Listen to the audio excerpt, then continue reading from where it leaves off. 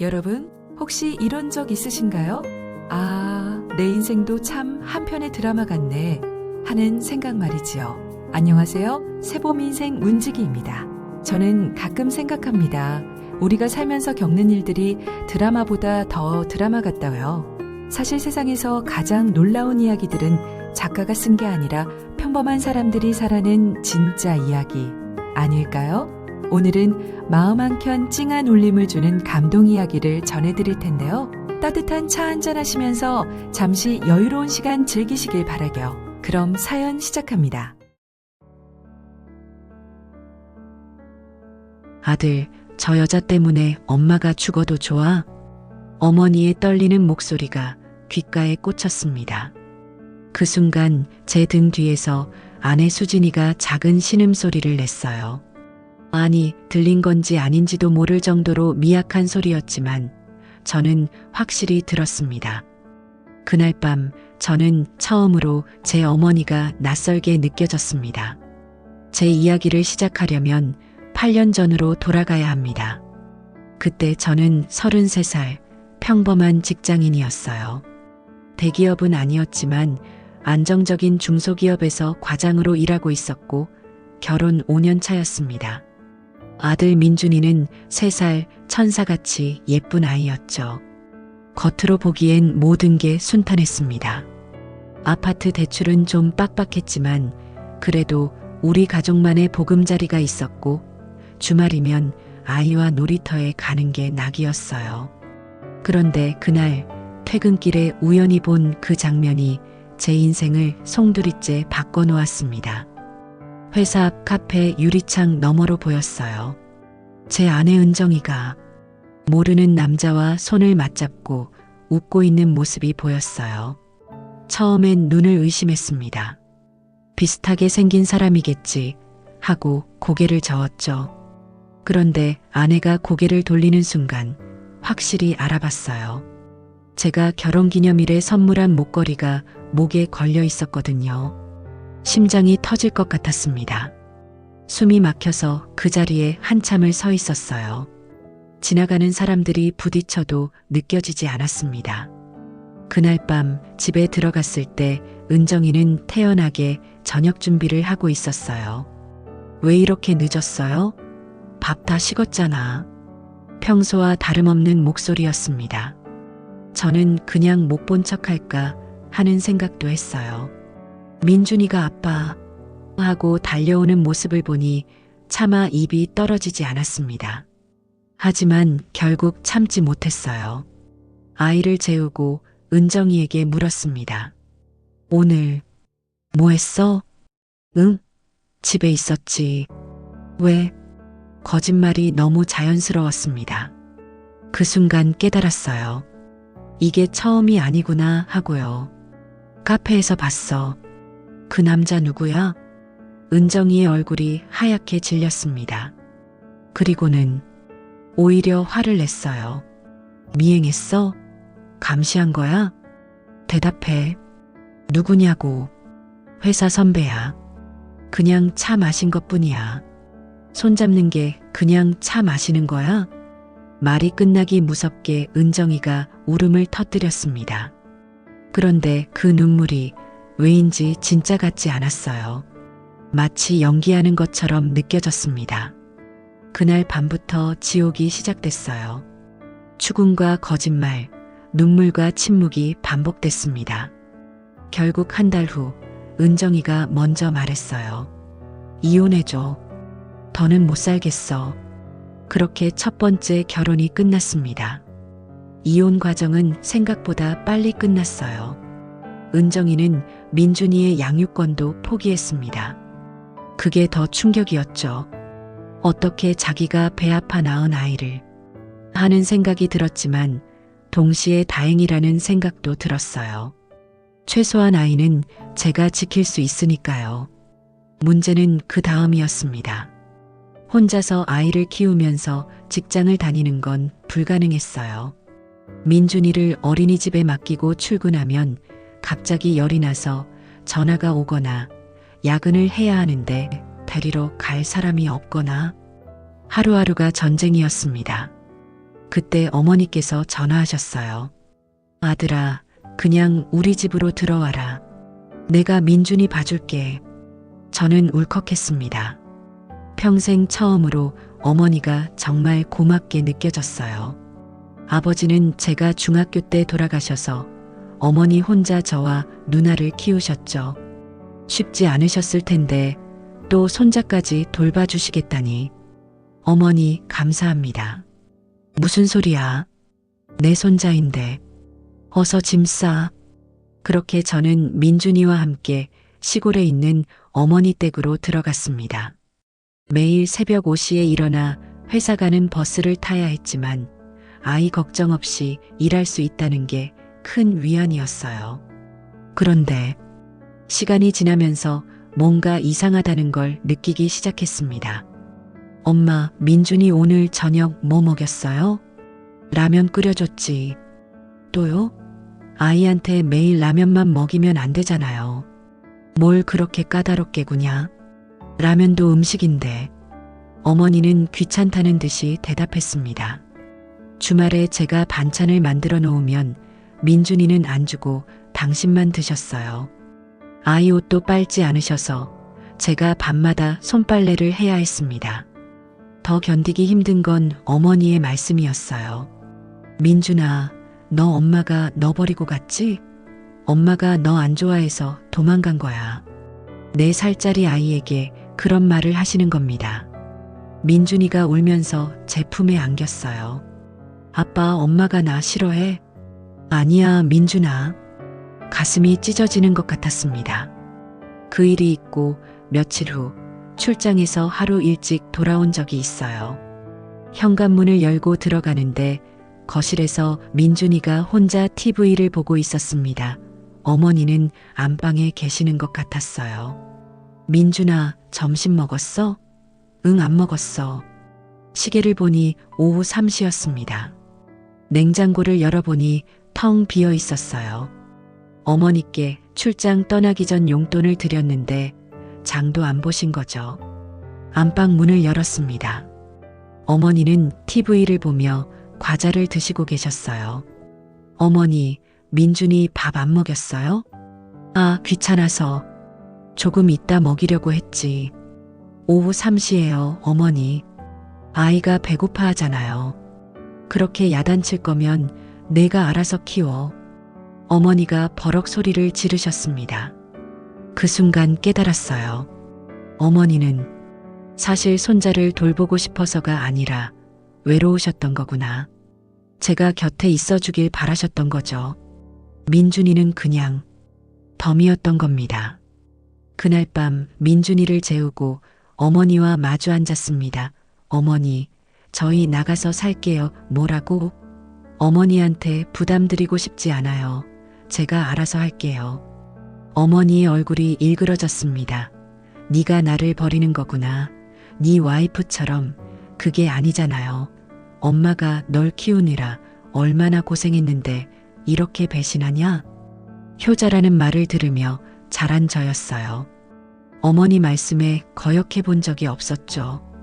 그런데 그날 처음으로 알았습니다. 효도와 희생은 다르다는 걸요. 죄송합니다, 어머니.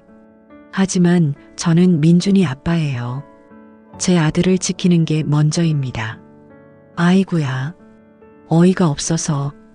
누가 보면 내가 무슨 막대 먹은 할머니인 줄 알겠구나. 마누라한테 배신당하고 불쌍해서 같이 살자 했던 내가 바보지. 네가 그렇게 행동하니까 네 마누라도 바람난 거야. 바보 같은 놈. 아니, 어머니 무슨 말을 그렇게 막 하세요. 거기서 그 얘기가 왜 나오는데요? 허구한 날 어린애한테 라면이나 끓여주고 빨래도 잘 안 해주고 거기다 전처 얘기는 왜 하는데요? 아이가 뭘 보고 배우겠습니까? 이런 배은망덕한 놈 같으니라고. 라면 좀 먹였다고 엄마를 잡아먹을 듯 덤벼. 엄마가 다 늙어서 요즘 신식으로 못 해줬다고 이제와 뭐 어쩌고 어째? 다 꼴 보기 싫다. 둘 다 꺼져라. 꺼져. 못난 놈. 다음 날 저는 민준이와 함께 작은 원룸으로 이사했습니다. 어머니는 그 후로 한 달 동안 전화를 받지 않으셨어요. 그렇게 2년이 흘렀습니다.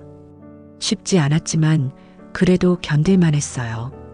회사 근처에 방을 구해서 출퇴근 시간을 줄였고 민준이는 어린이집에서 친구들도 사귀었습니다.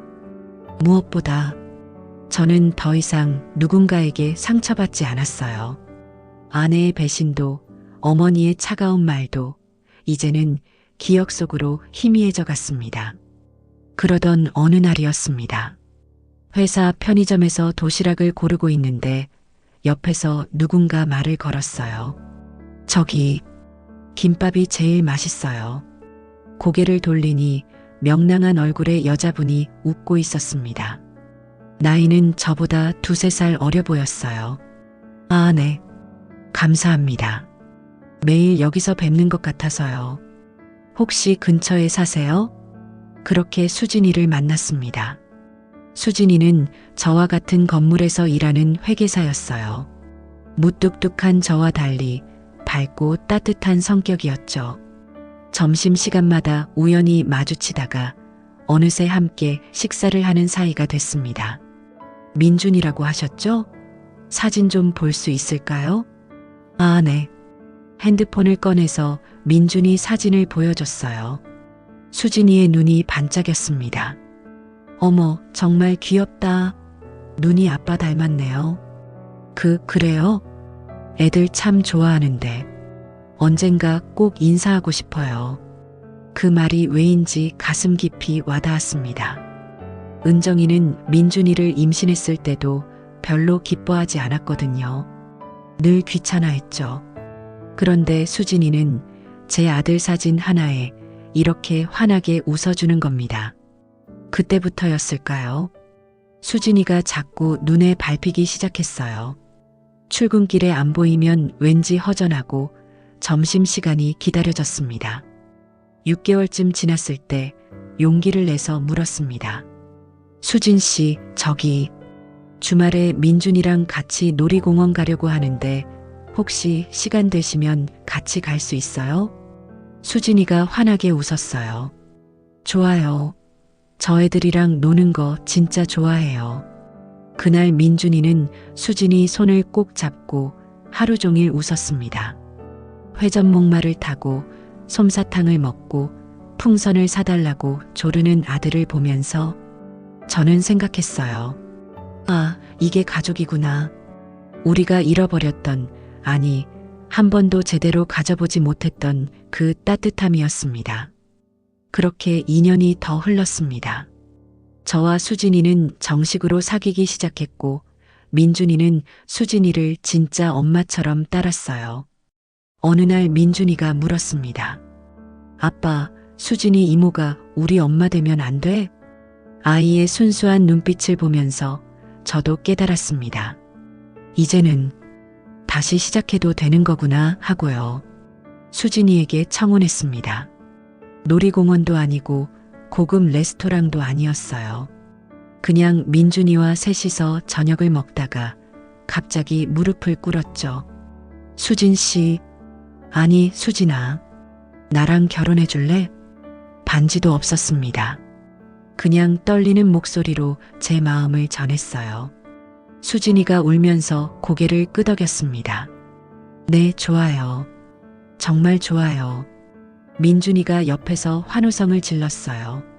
와, 이제 수진이 이모가 우리 엄마다. 그 순간만큼은 세상 모든 게 완벽했습니다. 결혼식은 조촐하게 했어요. 부모님과 가까운 지인들만 모셨죠. 수진이 부모님은 정말 좋으신 분들이었습니다. 제 사정을 다 아시면서도 따뜻하게 맞아주셨어요. 사위, 우리 딸 잘 부탁하네. 네, 아버님. 행복하게 잘 살겠습니다. 그런데 문제는 역시 제 어머니였습니다. 결혼식 초대장을 드리러 갔을 때 어머니는 차갑게 말씀하셨어요. 재혼한다고? 민준이도 있는데? 그래서요. 민준이한테도 엄마가 필요하고 저도 다시 시작하고 싶어요. 먼저 네 마누라처럼 또 배신당하면 어쩌려고. 요즘 세상이 희한해서 별일 다 있잖니. 어머니, 격려는 바라지도 않아요. 그런 부정적인 말만 하지 마세요. 나는 안 가겠다. 축하? 난 잘 모르겠으니 네 하고 싶은 대로 어디 한번 살아봐. 가슴이 아팠지만 어쩔 수 없었어요. 결혼식 당일 신랑 측 부모님 자리는 비어 있었습니다. 하객들이 수군거리는 소리가 들렸지만 수진이는 아무렇지 않은 척 웃어줬어요. 괜찮아요, 여보. 천천히 이해시켜드리면 돼요. 고마웠습니다. 이렇게 이해심 많은 사람을 만난 게요. 결혼 후 우리는 작지만 따뜻한 집을 꾸렸습니다. 수진이는 민준이를 친아들처럼 아꼈어요. 아이가 학교에서 상 받으면 수진이가 저보다 더 기뻐했고 아플 때는 밤새 간호했습니다. 행복했습니다. 정말로 행복했어요. 하지만 그 행복은 오래가지 못했습니다. 결혼 6개월쯤 됐을 때였어요. 갑자기 어머니한테서 전화가 왔습니다. 아들, 엄마가 많이 아프다. 깜짝 놀라서 다음날 바로 달려갔어요. 그런데 어머니는 멀쩡하셨습니다. 어머니, 어디 아프세요? 가슴이 아프지. 내가 날 버리고 사니까. 어머니, 그렇다고 아프다는 핑계를 대요? 놀랐잖아요. 아, 몰라. 암튼 주말마다 와서 나 좀 봐. 외롭단 말이다. 니들끼리만 재밌게 사니까 엄마는 안중에도 없지? 알겠어요. 어머니, 다음부터는 이런 거짓말은 하지 마세요. 그렇게 주말마다 어머니 댁에 가기 시작했습니다. 처음엔 수진이도 함께 갔어요. 그런데 어머니는 수진이를 완전히 투명인간 취급하셨죠. 아들, 엄마 물 좀 떠다 줘. 수진이가 벌떡 일어났습니다. 어머님, 제가 갖다 드릴게요. 아니야, 우리 아들이 갖다 줄 거야. 어머님, 제가 할게요. 내 아들한테 시키는데 내가 왜 나서. 어머니가 버럭 소리를 지르셨어요. 수진이의 얼굴이 빨개졌습니다. 집에 오는 길 수진이가 조용히 말했어요. 여보, 다음부터는 저 빼고 가요. 무슨 소리야? 우리 같이 가야지. 괜찮아요. 어머님이 아직 적응이 안 되신 거예요. 시간이 필요할 것 같아요. 수진이는 웃었지만 그 웃음이 슬퍼 보였습니다. 그 후로 저 혼자 어머니를 뵙러 갔어요. 민준이도 가끔 데려갔죠. 그런데 어머니는 민준이한테 이상한 말씀을 하기 시작하셨습니다. 민준아, 그 이모가 너한테 잘해줘? 응, 엄마 진짜 좋아. 엄마 아니야, 이모지. 진짜 엄마는 따로 있어. 할머니 아니야.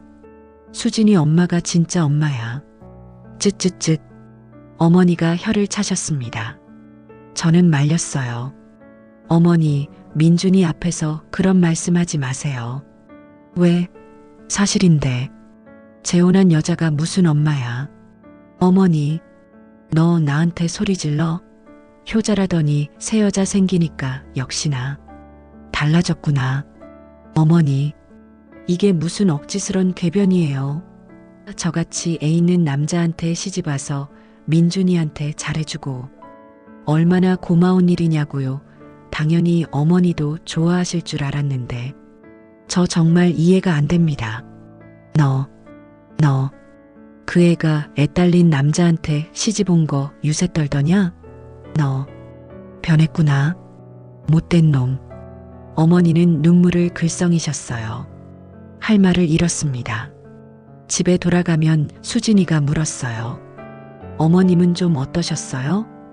응, 괜찮으셨어. 거짓말이었습니다. 하지만 진실을 말할 수가 없었어요. 수진이가 상처받을까 봐요. 그런데 수진이는 다 알고 있었던 것 같아요. 제 얼굴만 봐도 알았나 봅니다. 여보, 제가 어머님께 직접 찾아뵙고 말씀드릴까요? 아니, 괜찮아. 내가 알아서 할게. 하지만 수진아, 시간이 필요해. 조금만 기다려줘. 수진이는 고개를 끄덕였습니다. 하지만 그 눈빛이 점점 지쳐가는 게 보였어요. 그러던 어느 날이었습니다. 퇴근하고 집에 들어가는데 수진이가 소파에 앉아서 울고 있었어요. 수진아, 왜 울어? 무슨 일 있어? 수진이가 핸드폰을 내밀었습니다. 문자 메시지였어요. 내 아들한테서 떠나라. 내가 행복하면 우리 아들은 불행해진다. 내가 있으면 우리 가족이 망가진다. 내가 중간에서 우리 모자 사이를 갈라놓는구나. 너 때문에 우리 착한 아들이 이상하게 변했다. 너도 우리 아들 배신할지 모를 일이다. 그러니 이쯤 봐줬으면 알아서 떠나거라. 어머니 번호였습니다. 손이 떨렸어요. 핸드폰을 쥔 손에 힘이 들어갔죠. 언제 왔어? 이 문자. 이번이 처음은 아니에요. 뭐? 결혼하고 나서 계속 이런 문자 받았어요. 처음엔 그냥 무시했는데 이제는 저도 지치네요. 수진이의 어깨가 떨렸습니다. 여보, 저 정말 최선을 다했어요. 민준이한테도 잘해주려고 했고 당신한테도 좋은 아내가 되려고 노력했어요. 그런데 왜 저를 이렇게 나쁜 사람으로 몰아세우는 걸까요? 목이 메었습니다. 화가 치밀어 올랐어요. 당장 어머니한테 달려가고 싶었지만 일단 수진이를 안아줬습니다. 미안해, 수진아. 내가 미처 몰랐어. 정말 미안해. 제가 뭘 잘못한 걸까요? 아니야, 수진이 잘못이 아니야. 절대로. 다음 날 어머니 댁으로 향했습니다. 가슴속에서 뭔가 타오르는 게 느껴졌어요. 분노인지 배신감인지 아니면 슬픔인지 잘 모르겠지만 더는 참을 수 없었습니다. 현관문을 박차고 들어갔어요. 어머니는 TV를 보고 계셨죠. 왔냐? 그래, 혼자 왔어? 어머니, 수진이한테 문자 보내셨죠? 그게 뭐 어때서? 어떻게 그러실 수가 있어요? 수진이가 어머니한테 뭘 잘못했어요? 도대체 수진이를 왜 싫어하는 거예요? 잘못? 내 아들을 빼앗아간 게 잘못이지. 착한 척 순진한 척 하는 얼굴 뒤에 또 아니? 네 전처처럼 뒤로 호박씨 까고 다닐지? 어머니가 소리를 질렀습니다. 그리고 내가 혼자 살 때는 엄마한테 의지했잖아. 그런데 그 여자 만나고 나서는 뭐야? 주말에만 잠깐 보러 오고 명절에도 그 여자 집부터 가고 이젠 그 여자 편만 들고 그 여자가 이러라고 시켰냐? 어머니, 무슨 말도 안 되는 소리를 하세요. 수진이는 제 아내예요. 당연한 거잖아요. 당연해? 날 버리는 게 당연해? 봐라. 너 가슴에 손을 얹고 생각해봐. 너 그 애 만나고부터 나한테 어떻게 했는지. 그 애가 중간에서 이간질 하는 거다. 알겠니? 어머니의 목소리가 떨렸습니다. 난 내가 있어야 사는데. 내 아버지 돌아가시고 나서 너밖에 없는데. 그런데 넌 날 버리고 그 여자한테만 잘해주잖아. 그 순간 깨달았습니다. 어머니는 외로우셨던 거예요. 아들을 독차지하고 싶으셨던 겁니다. 사랑이 아니라 소유욕이었죠. 어머니, 저는 어머니 아들이기도 하지만 수진이 남편이기도 해요. 그리고 민준이 아빠고요. 저만 바라보시면 안 돼요. 그럼 난 어떻게 해? 난 누가 돌봐줘? 난 누구한테 하소연하는데? 혼자서도 충분히 사실 수 있잖아요. 아직 건강하시고 친구분들도 계시고. 넌 냉정하구나. 못된 놈. 키워준 은혜도 모르고 여자한테 배신이나 당하는 모자란 놈. 어머니가 고개를 돌리셨어요. 저는 한숨을 깊이 내쉬었습니다.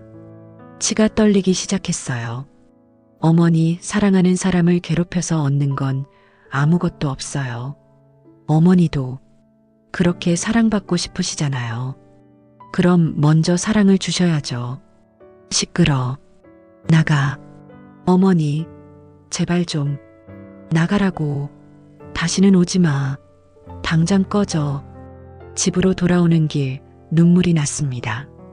어머니를 원망하면서도 한편으로는 이해가 됐어요. 평생 혼자 사셨으니까요. 외로우셨을 겁니다. 하지만 그렇다고 제 아내를 괴롭혀도 되는 건 아니잖아요. 집에 도착하니 수진이가 저녁을 차리고 있었어요. 여보, 다녀왔어요? 응. 어머님은? 괜찮아. 내가 말했어. 수진이는 더 묻지 않았습니다. 그냥 제 손을 꼭 잡아줬어요. 그날 밤 민준이를 재우고 나서 수진이가 말했습니다. 여보, 저 어머님께 편지 써볼까 해요. 제 마음을 솔직하게 전하고 싶어요. 말로는 오해가 생길 수도 있으니까 글로 차근차근 써서요.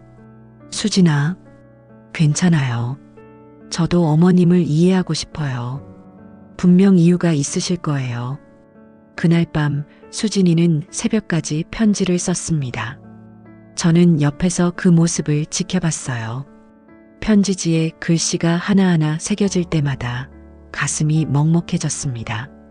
다음 날 수진이는 편지를 들고 혼자 어머니 댁으로 갔어요. 저는 말렸지만 수진이는 고집을 부렸죠. 제가 가야 해요. 제 문제니까요. 1시간쯤 지나서 수진이한테서 전화가 왔습니다. 여보, 왜? 무슨 일 있어? 어머님이 문 안 열어주세요. 뭐? 벨 눌러도 대답이 없고 안에 계신 건 알겠는데 안 열어주세요. 지금 간다. 거기서 기다려. 급하게 차를 몰고 어머니 댁으로 향했습니다. 도착하니 수진이가 현관 앞에 서 있었어요. 손에는 편지 봉투를 들고요. 문을 두드렸습니다. 어머니, 나예요. 문 열어주세요. 문 좀 열어봐요. 대답이 없었어요. 하지만 안에서 인기척은 느껴졌습니다. 어머니, 제발이요.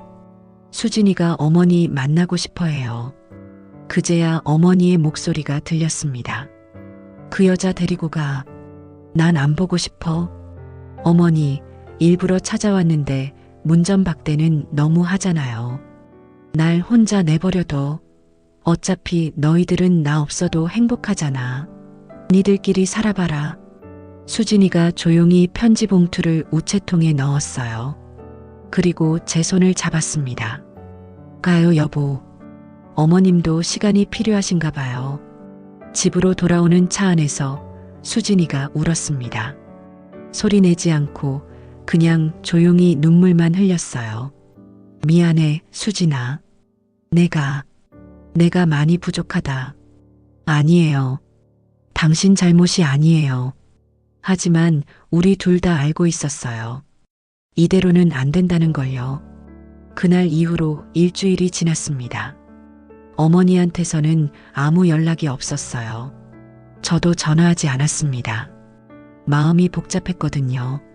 그러던 어느 날 밤이었습니다. 새벽 2시쯤 모르는 번호로 전화가 왔어요. 여보세요? 아드님이십니까? 저는 어머님 옆집에 사는 이웃인데요. 가슴이 철렁했습니다. 네, 맞습니다. 무슨 일이세요?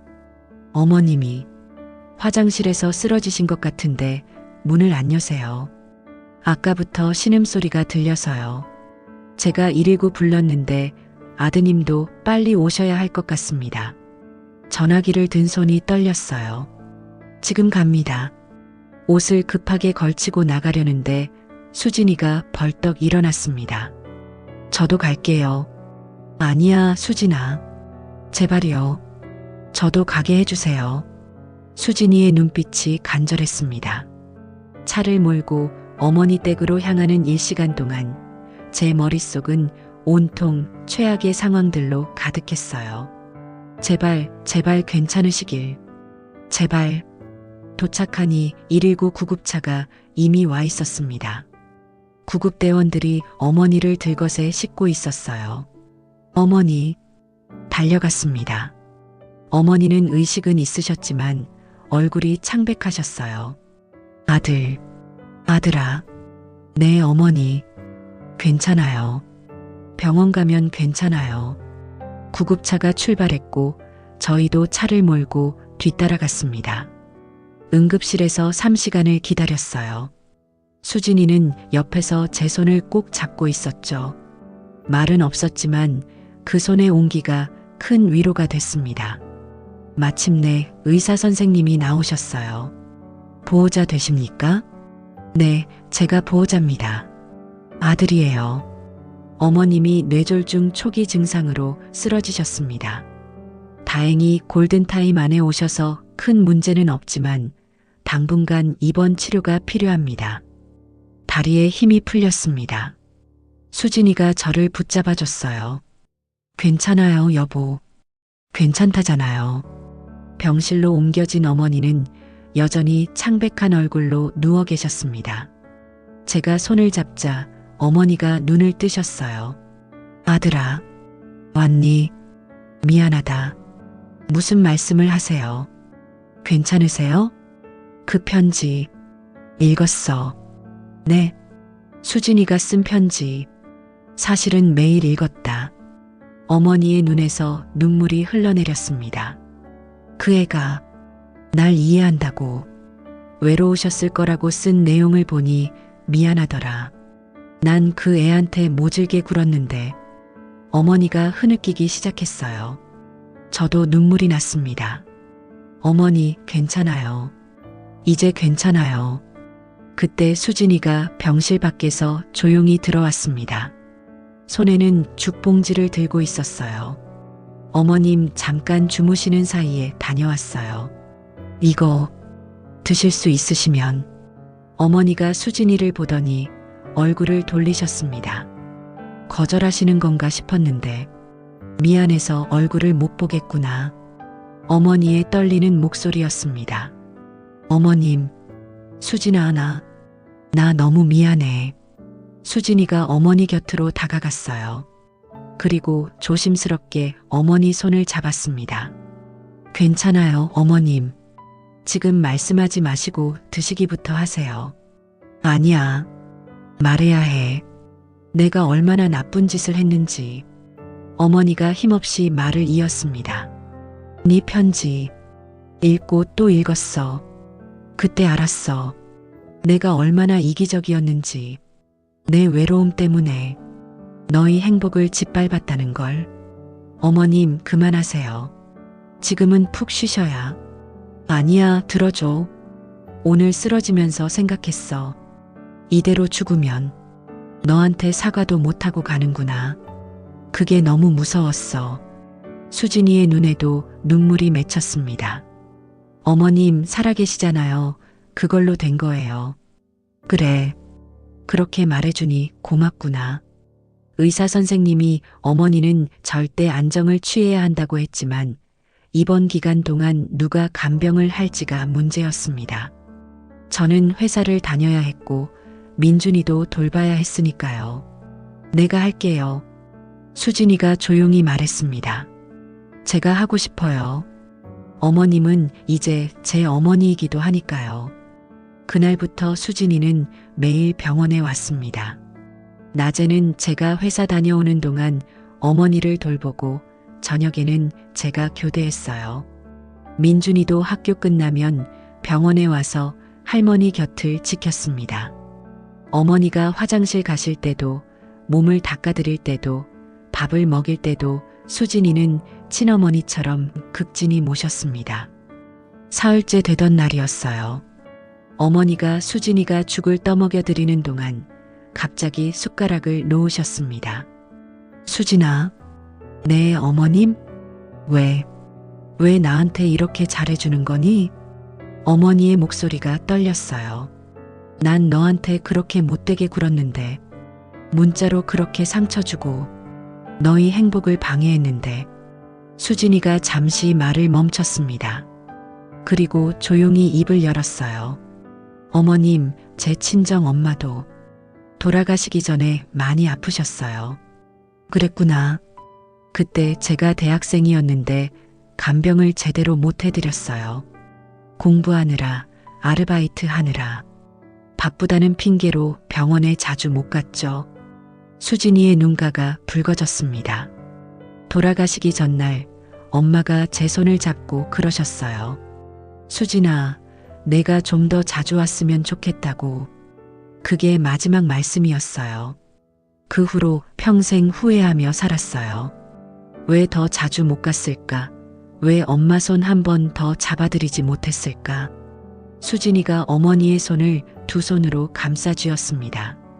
그래서 어머님께 잘해드리고 싶어요. 제 엄마한테 못해드린 것들을 어머님께라도 해드리고 싶어요. 그게 제 마음을 조금이나마 편하게 해주는 것 같아요. 어머님의 외로움을 저는 그래서 이해해요. 어머니가 손으로 얼굴을 가렸습니다. 어깨가 떨리고 있었어요. 고맙다. 정말 고맙다. 수진아, 어머님, 나 같은 사람. 이렇게 잘해주는 며느리 어디 있겠어. 내가 복이 많구나. 두 사람이 손을 맞잡고 한참을 울었습니다. 저는 병실 문 밖에서 그 장면을 지켜보고 있었어요. 가슴이 뜨거워졌습니다. 이게 진짜 가족이구나. 피보다 진한 게 바로 이런 마음이구나. 어머니는 2주 만에 퇴원하셨습니다. 그런데 퇴원하시는 날 어머니가 조심스럽게 말씀을 하셨어요. 나 혼자 집에 가기 싫은데. 어머니, 그럼 너희 집에서 당분간 같이 살면 안 될까? 순간 놀랐습니다. 어머니께서 먼저 그런 말씀을 하시다니요. 수진이가 환하게 웃었어요. 당연하죠, 어머님. 저희 집이 어머님 집이기도 해요. 정말 괜찮겠니? 네. 민준이도 할머니랑 같이 살고 싶어 할 거예요. 그날 어머니는 저희 집으로 오셨습니다. 민준이가 뛰어와서 할머니를 껴안았어요. 할머니, 이제 우리 집에 사는 거야? 그래. 할머니가 너희 집에서 좀 있을까 보다. 와, 좋아. 그날 저녁 오랜만에 네 식구가 함께 밥상을 둘러싸고 앉았습니다. 수진이가 어머니 입맛에 맞춰 음식을 준비했어요. 어머님, 이건 소화 잘 되는 호박죽이고요. 이건 제가 직접 담근 김치예요. 고맙다, 수진아. 넌 정말 착한 애구나. 아니에요, 어머님. 제가 더 감사하죠. 밤이 되어 어머니를 안방에 모셨습니다. 저희는 작은 방으로 갔고요. 어머니가 잠자리에 누우시면서 혼잣말처럼 중얼거리셨어요. 고맙다. 정말 고맙다. 내가 이런 며느리를 만나다니. 난 속도 좁고 질투 많고 의심도 많았어. 속 깊고 착한 아이를 알아보지도 못하고. 요즘도 수진이 같은 아이가 있다니 정말 감사하구나. 그 목소리가 복도까지 들렸습니다. 수진이가 제 손을 꼭 잡았어요. 여보, 이제 괜찮아질 거예요. 그래. 이제는 정말 괜찮을 것 같아. 그날 이후로 조금씩, 정말 조금씩 변화가 시작됐습니다. 어머니는 더 이상 수진이에게 차갑게 대하지 않으셨어요. 오히려 수진이가 힘들까봐 걱정하셨죠. 수진아, 오늘은 내가 설거지할게. 너 많이 피곤하잖아. 어머님, 괜찮아요. 제가 할게요. 아니야, 내가 할 수 있어. 넌 좀 쉬어. 어느 날은 제가 퇴근하고 들어갔는데 어머니와 수진이가 거실에서 함께 TV를 보고 계셨어요. 수진이가 어머니 무릎에 이불을 덮어드리고 어머니는 수진이 머리를 쓰다듬고 계셨죠. 엄마, 다녀왔습니다. 왔니? 저녁 준비 다 됐어. 어머니가 자연스럽게 일어나시려고 하자 수진이가 말렸어요. 어머님, 앉아 계세요. 제가 차릴게요. 그래도 괜찮아요. 어머님은 아직 무리하시면 안 돼요. 우리 며느리 덕분에 내가 공주 대접 받는구나. 어머니가 수진이를 보며 웃으셨습니다. 진심 어린 웃음이었어요. 지금 우리 가족은 행복합니다. 민준이는 중학생이 됐고 어머니는 이제 수진이를 진짜 딸처럼 아끼세요. 명절이면 함께 모여 밥을 먹고 어머니 생신에는 다 같이 여행을 갑니다. 어머니가 가끔 말씀하세요. 내가 참 어리석었어. 행복을 밀어내고 있었어. 괜찮아요, 어머님. 이제 우리 함께 행복하면 되죠. 수진이의 대답에 어머니는 미소 짓습니다. 완벽하지는 않아요. 가끔 서운한 일도 있고 오해도 생기죠. 하지만 중요한 건 우리가 서로를 포기하지 않는다는 겁니다. 이혼의 상처, 어머니의 질투, 새 가족과의 갈등. 지나고 보니 그 모든 게 지금의 우리를 만든 과정이었던 것 같아요. 그리고 저는 이제 압니다. 가족이라는 건 피로만 이어지는 게 아니라는 걸요. 서로를 이해하고 용서하고 사랑하려고 노력하는 그 마음이 진짜 가족을 만든다는 거요. 오늘도 수진이는 저녁을 준비하고 어머니는 민준이와 장기를 두고 저는 이 모든 풍경을 바라보며 생각합니다. 참 다행이다. 포기하지 않기를 잘했다. 여러분, 혹시 지금 가족 때문에 힘드신가요? 오해와 갈등으로 마음이 아프신가요? 포기하지 마세요. 진심은 언젠가 통합니다. 시간이 걸리더라도 계속 손을 내밀다 보면 언젠가는 잡아주는 손이 있을 거예요. 저희 가족의 이야기가 누군가에게 작은 위로가 되었으면 좋겠습니다. 이 이야기가 마음에 와닿으셨다면 좋아요 버튼으로 응원해주세요. 그리고 구독을 눌러주시면 더 많은 이야기로 찾아뵙겠습니다. 여러분 모두 사랑하는 가족과 행복하시길 바랍니다. 감사합니다.